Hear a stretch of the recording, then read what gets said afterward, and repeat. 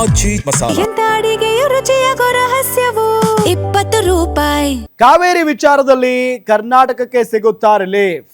ದೆಹಲಿಯಲ್ಲಿ CWMA high voltage meeting ಆರಂಭ ಆಗಿದೆ. ಸಿಡಬ್ಲ್ಯೂಎಂಎ ಅಧ್ಯಕ್ಷ SK ಹಲ್ದಾರ್ ನೇತೃತ್ವದಲ್ಲಿ ತುರ್ತು ಸಭೆ.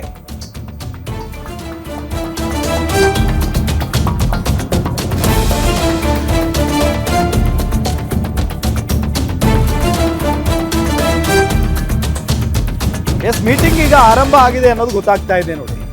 ಸಿಡಬ್ಲ್ಯೂಎಂಎ ಅಧ್ಯಕ್ಷ SK ಹಲ್ದಾರ್ ನೇತೃತ್ವದಲ್ಲಿ ಸಭೆ ಆರಂಭ ಆಗಿದೆ. ಈಗ ನವದೆಹಲಿಯ ಸಿಡಬ್ಲ್ಯೂಎಂಎ ಕಚೇರಿಯಲ್ಲಿ ಸಭೆ ನಡೀತಾ ಇದೆ.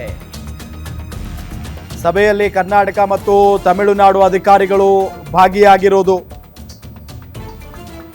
ಕರ್ನಾಟಕದ ಪರವಾಗಿ ಮುಖ್ಯ ಕಾರ್ಯದರ್ಶಿ ಗೌರವ್ ಗುಪ್ತಾ ಭಾಗಿಯಾಗಿದ್ದಾರೆ. ತಮಿಳುನಾಡಿಗೆ ನೀರು ಬಿಡಲು CWRC ಕೊಟ್ಟ ಆದೇಶದ ಬಗ್ಗೆ ಚರ್ಚೆಯನ್ನ ಮಾಡಲಾಗುತ್ತೆ.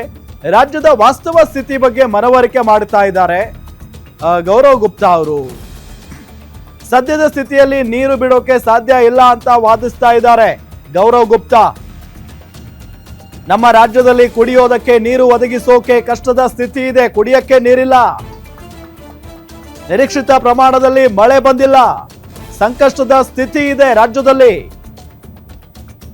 ಇಂಥ ಸ್ಥಿತಿಯಲ್ಲಿ ತಮಿಳುನಾಡಿಗೆ ನೀರು ಬಿಡೋದು ಅಸಾಧ್ಯದ ಮಾತು ಅಂತ ಹೇಳಿ ಗೌರವ್ ಗುಪ್ತಾ ಹೇಳಿದ್ದಾರೆ.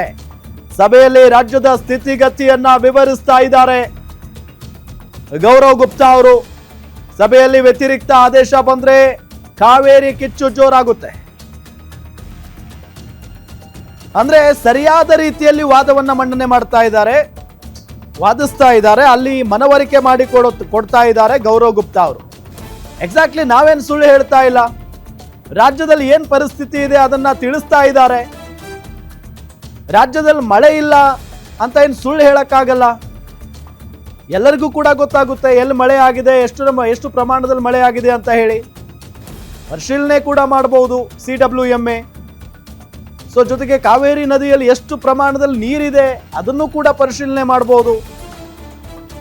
ನಮ್ಮ ರಾಜ್ಯ ಸರ್ಕಾರ ಕಾವೇರಿ ಜಲಾನಯನ ಪ್ರದೇಶದಲ್ಲಿರುವಂತಹ ರೈತರಿಗೆ ಅಥವಾ ಕಾವೇರಿ ನೀರನ್ನ ನಂಬಿಕೊಂಡು ಬೆಳೆ ಬೆಳೆಯುವಂತ ರೈತರಿಗೆ ಈ ಹಿಂದೆನೆ ಹೇಳಿದೆ, ಇದೊಂದು ಬಾರಿ ಬೆಳೆ ಬೆಳೆಯೋದಕ್ಕೆ ಹೋಗ್ಬೇಡಿ ಅಂತ ಹೇಳಿ.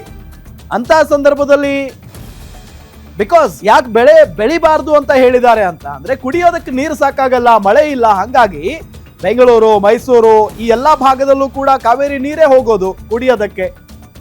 ಬೆಳೆ ಬೆಳೆದು ಬಿಟ್ರೆ ಅಲ್ಲಿಗೆ ನೀರು ಖಾಲಿ ಆಗೋಗುತ್ತೆ, ಕುಡಿಯೋದಕ್ಕೂ ಕೂಡ ಹಾಹಾಕಾರ ಶುರುವಾಗುತ್ತೆ ನೀರಿಂದು. ಸೊ ಹಂಗಾಗಿ ಬೆಳೆ ಬೆಳೆಯಬೇಡಿ ಅಂತ ಹೇಳಿ ನಮ್ಮ ಸರ್ಕಾರ ಹೇಳಿದ್ರೆ ತಮಿಳುನಾಡಿನ ರೈತರು ಭತ್ತ ಬೆಳೆಯೋದಕ್ಕೋ ಇನ್ನೊಂದು ಬೆಳೆ ಬೆಳೆಯೋದಕ್ಕೋ ನಮಗೆ ನೀರು ಬೇಕು, ನೀರು ಬಿಡಿ ಅಂತ ಕೇಳ್ತಾ ಇದ್ದಾರೆ. ಸಹಜವಾಗಿದ್ದು ಕರ್ನಾಟಕದ ಜನರಿಗೆ ಸಮಸ್ಯೆ ಆಗುತ್ತೆ, ಎಸ್ಪೆಷಲಿ ಬೆಂಗಳೂರು, ಮೈಸೂರು ಭಾಗದ ಜನರಿಗೆ. ಬರ ಪರಿಸ್ಥಿತಿ ಇದೆ ಈಗ ರಾಜ್ಯದಲ್ಲಿ. ಕಲ್ಯಾಣ ಕರ್ನಾಟಕದಲ್ಲಿ ಮಳೆ ಇಲ್ಲ, ಮಳೆ ಜೊತೆಗೆ ಬೆಳೆ ಬೆಳೆಯೋದಕ್ಕೆ ನೀರಿಲ್ಲ ಅಲ್ಲಿ, ಅಂತ ಪರಿಸ್ಥಿತಿ. ಬಿಡಿ ಕಾವೇರಿ ನೀರು ಅಲ್ಲಿಗೆ ಹೋಗಲ್ಲ ಅಂತ ಅನ್ಕೊಳ್ಳೋಣ, ಬಟ್ ಇಲ್ಲಿನ ಪರಿಸ್ಥಿತಿ ರಾಜ್ಯದಲ್ಲಿ ಮಳೆ ಇಲ್ಲ, ಬರದ ವಾತಾವರಣ ಶುರುವಾಗಿದೆ. ಇಂಥ ಸಂದರ್ಭದಲ್ಲಿ ಕಾವೇರಿ ನೀರನ್ನ ತಮಿಳುನಾಡಿಗೆ ಹರಿಸಿ ಅಂತ ಹೇಳಿದ್ರೆ ಈ ವಾದವನ್ನ ಕರ್ನಾಟಕ ಒಪ್ಪೋದಕ್ಕೆ ಸಾಧ್ಯ ಇಲ್ಲ. ಜೊತೆಗೆ DK ಶಿವಕುಮಾರ್ ಅವರ ಮೇಲೂ ಕೂಡ ಒಂದು ದೊಡ್ಡ ಜವಾಬ್ದಾರಿ ಇದೆ, ಸವಾಲು ಕೂಡ ಹೌದಿದು ಈ ವಿಚಾರ. ಸೊ ಹಾಗಾಗಿ ಗೌರವ್ ಗುಪ್ತಾ ಅವರು ಏನು ವಾಸ್ತವ ಪರಿಸ್ಥಿತಿ ಇದೆಯೋ ಕರ್ನಾಟಕದಲ್ಲಿ ಅದನ್ನ ನೇರವಾಗಿ ಹೇಳ್ತಾ ಇದ್ದಾರೆ. ನಾವೇನಾದ್ರೂ ನಿಮಗೆ ಸುಳ್ಳು ಮಾಹಿತಿ ಕೊಡ್ತಾ ಇದ್ದೀವಿ ಅಂತ ಅಂದ್ರೂ ಕೂಡ ನೀವು ಬಂದು ಪರಿಶೀಲನೆ ಮಾಡ್ಕೊಳ್ಳಿ, ನೋಡ್ಕೊಂಡು ಹೋಗಿ ಅನ್ನೋ ನಿಟ್ಟಿನಲ್ಲಿ ಹೇಳಿದ್ರು ನೋ ಪ್ರಾಬ್ಲಮ್ ಆಗಿದೆ.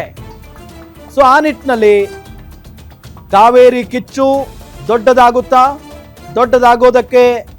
ದೊಡ್ಡದಾಗೋದು ಬಿಡೋದು ಇವತ್ತು ನಿರ್ಧಾರ ಆಗುತ್ತೆ. ಯಾಕೆ ಅಂತ ಅಂದ್ರೆ ಈ CWMA ಅಧ್ಯಕ್ಷರ ನೇತೃತ್ವದಲ್ಲಿ ಏನು ಸಭೆ ನಡೀತಾ ಇದೆಯೋ ಆ ಸಭೆಯಲ್ಲಿ ಏನ್ ತೀರ್ಮಾನ ಆಗುತ್ತೆ ಅನ್ನೋದರ ಮೇಲೆ ಕರ್ನಾಟಕ ಬಂದ್ ನಿರ್ಧಾರ ಆಗುತ್ತೆ. ಬಂದ್ ಆಗಬೇಕಾ ಬೇಡವಾ ಅಂತ ಹೇಳಿ ಈಗಾಗಲೇ ಯಾವಾಗ CWRC ಈ ನಿರ್ಧಾರವನ್ನ ತೆಗೆದುಕೊಂಡು 15 ದಿನಗಳ ಕಾಲ ನೀರನ್ನ ಬಿಡಬೇಕು ತಮಿಳುನಾಡಿಗೆ ಕರ್ನಾಟಕ ಅಂತ ಹೇಳಿ ಆ ಆದೇಶ ಹೊರ ಬಂದ ನಂತರ ರಾಜ್ಯದಾದ್ಯಂತ ಪ್ರತಿಭಟನೆ ಆಯಿತು. ಎಸ್ಪೆಷಲಿ ಬೆಂಗಳೂರು ಮತ್ತು ಮಂಡ್ಯದಲ್ಲಿ ದೊಡ್ಡ ಮಟ್ಟದ ಹೋರಾಟ ಆಯಿತು ಮತ್ತು ರಾಜ್ಯ ಸರ್ಕಾರಕ್ಕೆ ಎಚ್ಚರಿಕೆಯನ್ನ ಕೊಟ್ಟಿದ್ದಾರೆ.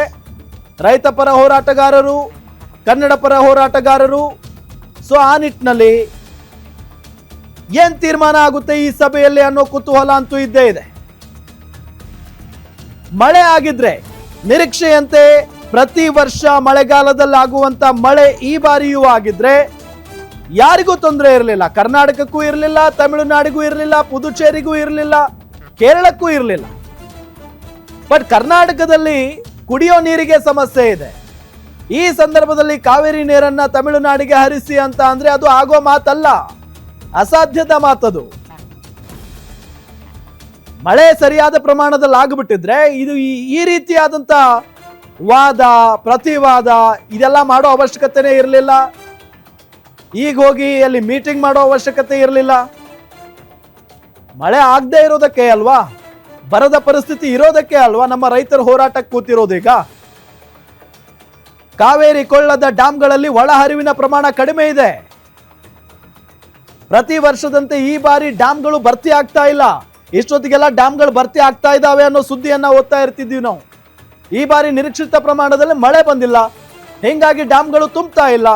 ಕಾವೇರಿ ಜಲಾನಯನ ಪ್ರದೇಶದಲ್ಲಿ ಮಳೆ ಕೊರತೆ ಇದೆ. ಕೇವಲ ಕಾವೇರಿ ಜಲಾನಯನ ಪ್ರದೇಶ ಅಲ್ಲ, ಇಡೀ ರಾಜ್ಯದಲ್ಲಿ ಹಂಗೆ ಇದೆ ಪರಿಸ್ಥಿತಿ. ಕಾವೇರಿ ಕೊಳ್ಳದ ಡ್ಯಾಂಗಳಲ್ಲಿ ಒಳಹರಿವಿನ ಪ್ರಮಾಣವೂ ಕೂಡ ಕಡಿಮೆ ಇದೆ. ಪ್ರತಿ ವರ್ಷದಂತೆ ಈ ಬಾರಿ ಡ್ಯಾಂಗಳು ಭರ್ತಿ ಆಗಿಲ್ಲ.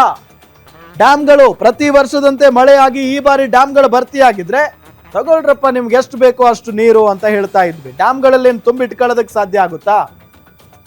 ಒಡೆದೋಗ್ತವೆ ಡ್ಯಾಂಗಳು. ಬೇಕಾದಷ್ಟು ನೀರನ್ನ ಮಾತ್ರ ಹಿಡಿದಿಟ್ಕೊಳ್ಳೋದಕ್ಕೆ ಸಾಧ್ಯ ಆಗುತ್ತೆ. ಅದನ್ನ ಮೀರಿ ಇಟ್ಕೊಂಡ್ರೆ ಡ್ಯಾಂಗಳೇ ಒಡೆದು ಹೋಗುವಂತ ಸಾಧ್ಯತೆ ಇರುತ್ತೆ. ಸೊ ಆ ಸಂದರ್ಭದಲ್ಲಿ ಬಿಟ್ಟೇ ಬಿಡ್ತಾರೆ ನೀರನ್ನ, ನೋ ಇಶ್ಯೂ. ಬಟ್ ಈಗ ಅಸಲಿಗೆ ಇರೋದು ಸಮಸ್ಯೆ ಕುಡಿಯೋ ನೀರಿಂದು. ಕುಡಿಯಕ್ಕೂ ನೀರಿಲ್ಲ ನಮ್ಮಲ್ಲಿ, ಕುಡಿಯೋದಕ್ಕೆ ನೀರಿನ ಸಮಸ್ಯೆ ಆಗುತ್ತೆ. ಸೊ ಹಾಗಾಗಿನೇ ಈ ದೊಡ್ಡ ಮಟ್ಟದ ಪ್ರತಿಭಟನೆ ನಡೀತಾ ಇರೋದು ಮತ್ತು ಈ ಮೀಟಿಂಗ್ ಕೂಡ ನಡೀತಾ ಇರೋದು ಈಗ. ಸೊ ಆ ನಿಟ್ಟಿನಲ್ಲಿ ಗೌರವ್ ಗುಪ್ತಾ ಅವರು ರಾಜ್ಯದ ವಾಸ್ತವ ಪರಿಸ್ಥಿತಿಯನ್ನ ತಿಳಿಸ್ತಾ ಇದ್ದಾರೆ CWMA ಅಧ್ಯಕ್ಷರಿಗೆ. ಇದಕ್ಕೆ ತಮಿಳುನಾಡಿನ ವಾದ ಏನು ಅನ್ನೋದೊಂದು ಕುತೂಹಲ ಅಂತೂ ಇದ್ದೇ ಇದೆ. ತಮಿಳುನಾಡಿನವ್ರು ಹೇಳ್ತಾ ಇದ್ದಾರೆ ನಮಗೆ ಬೆಳೆ ಬೆಳೆಯೋದಕ್ಕೆ ನೀರು ಬೇಕು, ಪ್ರತಿ ವರ್ಷ ಏನ್ ನೀರು ಬಿಡ್ತಾ ಇದ್ರು ಅದನ್ನ ಬಿಡಿ ಅಂತ ಕೇಳ್ತಾ ಇದ್ದಾರೆ ಅವರು. ಸಮಸ್ಯೆ ಏನು? ನಮ್ಮ ಪಕ್ಕದ ರಾಜ್ಯನೇ, ನಮ್ಮ ದೇಶದಲ್ಲೇ ಇರೋ ರಾಜ್ಯ, ನಮ್ಮವರೇ, ನಾವೆಲ್ಲ ಒಂದೇ. ನೀರು ಬಿಡೋದಕ್ಕೆ ಸಮಸ್ಯೆ ಆಗಲ್ಲ. ನಾವೇನು ಹೊಟ್ಟೆ ಕಿಚ್ಚಿಂದ ಬಿಡಲ್ಲ ಅಂತೇನು ಹೇಳ್ತಿಲ್ವಲ್ಲ.